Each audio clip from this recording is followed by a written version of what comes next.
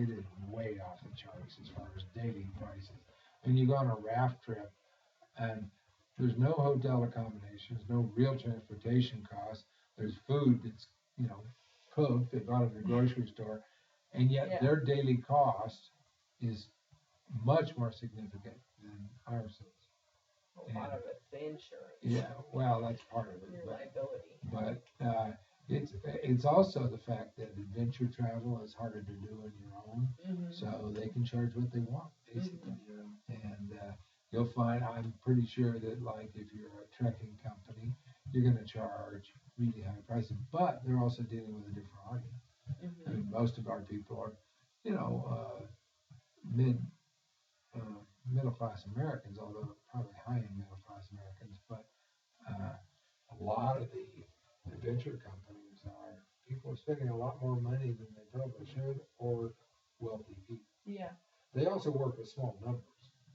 I mean, part of why we can make more money is because most of our tours, they run probably an average of 35 to 40 people. You'd never have that on a rafting trip, though, rafting unless trip, you had many rafts. Yeah.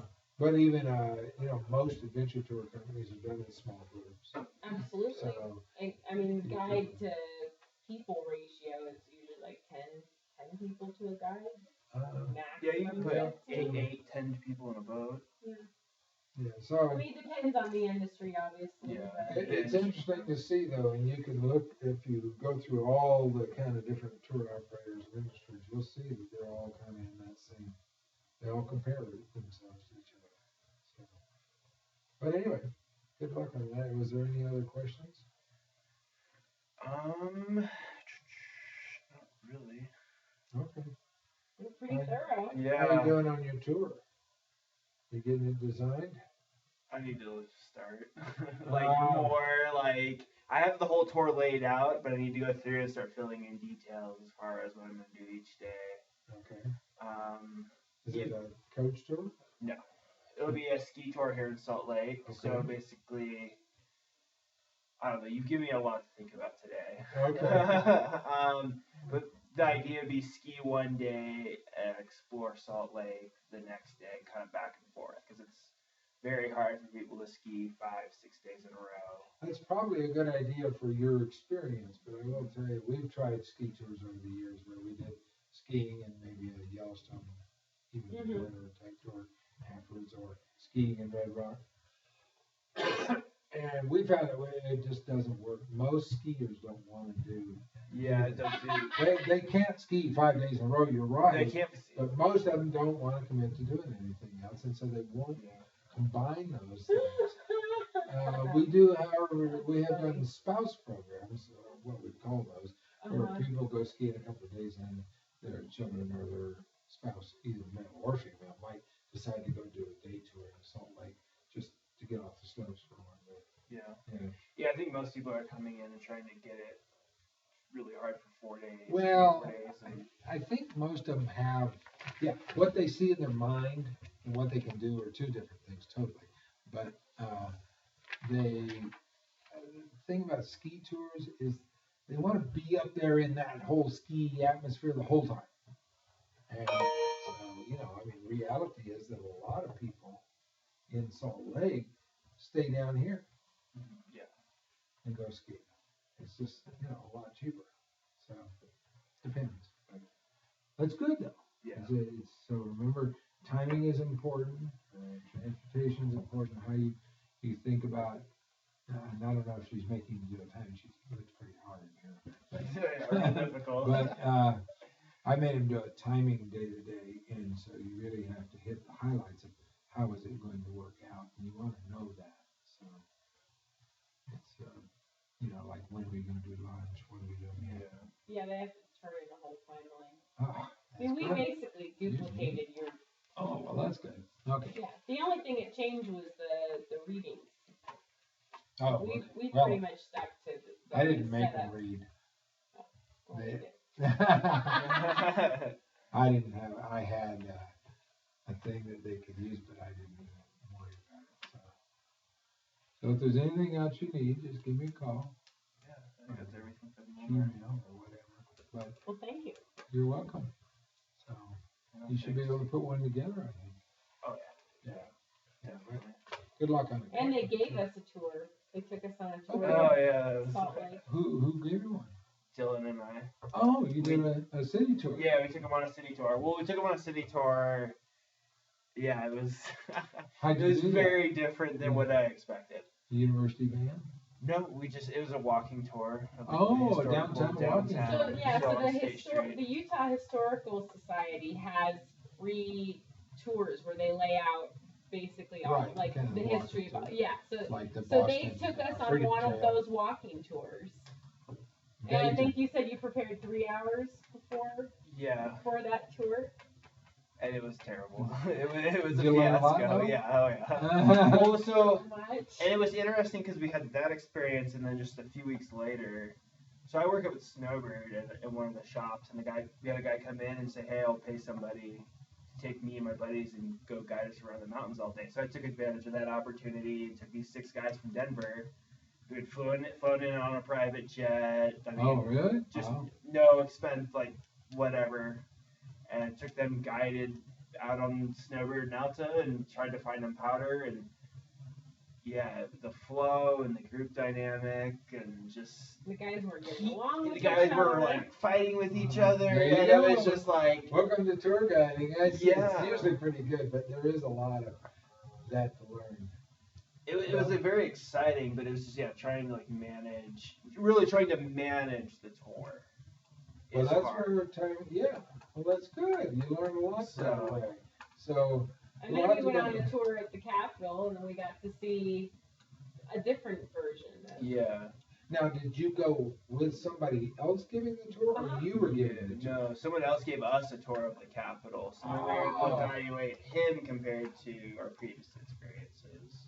Well, I should take you on a real city tour so you can actually see what a Yeah. tour looks like. All right, sounds Historical good. Society, who was your tour guide? You Oh, think they at do the it- Capitol? No, at the city downtown tour. Or was We that Well, yours? that was when we did. That Oh, was you his did. tour. Okay. Yeah, that we put on. They gave Kelly and I a tour of downtown. Oh, I like that. Excellent idea. Okay. I was going to It try. was really fun. We took Yeah. tracks down there. We showed up for class. We took tracks down there. They chit-chatted as we took the tracks down, and then we walked around downtown, and it was interesting because Callie really wanted to look at certain things, and I was really interested in certain things, and they were trying to. And their interest was Manage different than us. our interest. Like what I explored and learned about leading up to the tour ended up not necessarily relating to them very well. Well, there's an experience for you. It was such a learning. That we got back, and they were like, "I learned so much from this." That's funny. That's good. Well, we should get you on a bus, make you do a real tour. All right. I don't know how well it'll go, but I'll try. Actually, we used to do a city tour in the tour guiding class. Oh, uh-huh. Yeah, I had to charge a special fee because I had to get a bus, and they were usually 30 or 40 a class. Uh-huh. But it was always fun because I'd make most of them get up there and talk for 5 minutes about something. So it's Oh, it was so fun. I mean, Yeah. just the experience was really fun. And it was a really fun thing to add into the class because I think, it's one thing to plan group travel. It's another thing to, be on the ground with people. Yeah. Oh, yeah. It's very different. You have to kind of go with the flow and figure it out. Did you have the schedule figured out for tracks? So you got on and didn't have to wait long? It was something we thought about, and then it was again where Dylan and I, and we never told you guys this, but Dylan and I didn't really work together very well on it because I was expecting to go with that one, so I had actually looked at the time for that one, but then we walked out to that one, Oh. and then we got down to the stop, and we stopped at the south end of State Street and 4th there in front of the courthouse, but We've been looking for needed a long we walk. needed to be on the north end, but Dylan was like, "Oh no, it's fine. Let's get off here. Let's with just the get walk. off here." I was like, "No, we need to You walked take all the way tracks." downtown from there? So, well, it was just up to North We walked Temple. the whole length of Main Street. Yeah, it was only 4 blocks, but it wasn't But those part are of our long tour. walks. It's Yeah. a long way. Well, Yeah. you stopped at 4th right by the courthouse. right at the courthouse stop, and then we walked, because the tour started at the Joseph Smith Memorial Building at South Temple and State Street. Well, you should have taken the train. We should have, and then walked back down, but we walked up and then back down. Yeah, because the University Tracks line goes on 4 South, right? Yeah. And then we ran late because you guys were like, okay, so we're gonna keep going. We're like, no, we're out of time. Yeah, we're out of time. Wait, It's what? 3 hours. It's funny because we've done lots of walking tours over the years for conventions mostly. We'd have, 100 people or so, and you have to, it's interesting because we did them, you'd have a very set timing because on a walking tour you can't, we'd have like the Joseph Smith Building, the Temple Square, the Bravenel Hall, and we'd go in those in the Capitol Theater, and so you'd have to set it up because you break them up into small groups. You have to set them up so they go to different places at different times and make sure they all are on. Yeah, it's wow. That's a whole other level. So I guess, I'm kind of diving into more like day-to-day tour operators. Are you setting like times like we need to be out of this place at 3 o'clock? Oh, absolutely. And then on the road. Timing is ultra important for what you're trying to accomplish. So on a day tour, when we do day tours, we don't do it much anymore, although we did like 3 conventions last year, even though it's not part of our business. But you got a lot of side things in this business. Well, they we don't put call kids in, but we also add them Well, one in. of them was a girl that works Hey, up if you can here. get money for it, then. Well, we actually did with the IUFRO, the International Union of Forestry Research Offices. Oh, cool. And so they were from all over the world. They came in. It was a big conference. I don't know, 18,000 or so. But they wanted tours, which they were doing kind of their own Forest Service tours, but that was one day. But then I did tours other days. So yes, when you do it, you have to have like a starting and ending time, mostly because they have to be back at a certain time. So we have half day and full day tours. And so those tours, you have to know pretty much where you're going. Now, there is flexibility in those because if you're not going into places, then it's not the same. But a guide has to know you're going to be at a lunch stop at this time, we leave at this time, we have to be at the Capitol at this time. So, yeah, you want to, it's not as critical like in those walking tours. We had 1 or 2 people at each venue to take us on a tour. And one thing you will find is if you're using a local guide on a tour in a venue, they know a lot more than they can talk about. And you should, as a guide, always know more than you can talk about. We need to learn how to talk or hit the high points and not try to put it all in there. It's really got to be just enough that it's fun and interesting without being, people need downtime too. So you kind of get the highlights, or sometimes you tell them a little story about some place and then point it out, not trying to tell the story while you're sitting there. But there, you got 2 people, maybe in the Capitol Theater that are taking us on tour. So you can only have 2 there, and you have to have them done in 20 minutes. And so you have to get, as a guide, you have to make sure that's how it happens, because some of those people that volunteer to talk about the Capitol Theater talk for hours, and it's all interesting, but you just can't do it. So it's the same, but that takes a lot of planning to do that right. And then you have to get the guides on the right page too, and they have to know their timing beforehand so that they know where they have to be at what time, blah, blah, blah. Well, actually, now that I think about it, we went on that IUFR tour when they were like the Snowbird. Kelly spoke at that last fall. Now that I'm kind of thinking about it, we didn't really participate in the tour directly because we were there with Kelly, but the IUFRO tour? Yeah, okay, IUFRO. You probably did one of the Wednesday tours. Yeah, then we went up to Snowbird and Alta for the speaker series. And those were a great example of unprofessionally designed tours. Yeah, see, I'm kind of reflecting back on what you're saying and how they'd start moving people.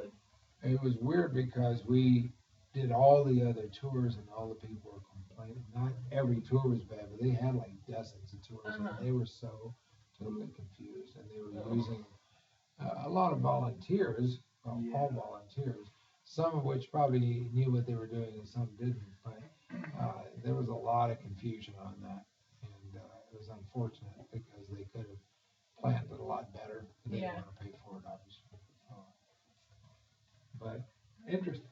How do you work with that, I guess, on a customer basis? If someone's coming up with some sort of a custom tour, they come to you with something specific and they want to pay for a certain level, or they don't want to pay for a certain level, but they expect a certain level. Like, how do you find a balance in saying, well, you're only willing to pay for this. This is what you get for that level, but we'll still. Well, I don't think you ever say it quite that way. Yeah. You're only willing to pay for I this, know. so you Well, basically say, well, this is what we can do that makes this appropriately priced or something like that. But you can't do all these things because you're trying to put too much in. We have people do that all the time, and you have to educate them sort of and make them understand why that's a great idea, but it doesn't work. So not There really. is such a thing as over planning. Yeah. Well, and it's overdoing. They Yeah. quite often want to put. Probably one of the worst things you can do in a tour is put more in than you can do when you should put less in and to spend more time at each place. 'Cause Yeah. most people, a lot of your day on a motor coach tour is getting on and off. And so you don't want to end up getting on and off constantly because it takes a lot of time and effort to get on and off a coach. So you really have to pick your stops appropriately and make sure they're interesting and make sure you spend enough time there that people can relax and enjoy it. Yes. It's a kind of a tough thing, but we have a lot of people that want to drive from Denver to the Grand Canyon. And on a map, It looks it really looks good. almost like it's doable, mileage wise. It's not even doable mileage wise anymore because you have certain DOT regulations. A driver can't drive more than 10 hours a day. You can't do more than 60 hours in an 8-day week. Those kinds of things also have to be included in there. But you can't, they don't, on a map, it's all flat and looks fast. But in reality, you're going over the Rocky Mountains, you're getting into some very narrow roads in some places. So you kind of just have to gently wind them back to what reality is. And, your fallback position in the end is, I'm sorry, that's just not something we would feel comfortable doing. And that's what I was talking about. Never do something you wouldn't do yourself. Because if you do, it is inevitable. That's why years ago, we had some European companies that wanted to use our guides, but they only wanted to pay for the guide. And we did it once or twice, and then we realized we'll never do it again, simply because their planning of the tour put our guide in the position of trying to deal with stupid tours. And so the customers are unhappy because the tours were planned so poorly, and the guide is caught in the middle. They don't, you can't say, well, I'm just the guide, the company did this. That's not the way it works. So it was just, they tried to do really dumb things. A lot of people, if it ends up being a bus ride, it's not a tour.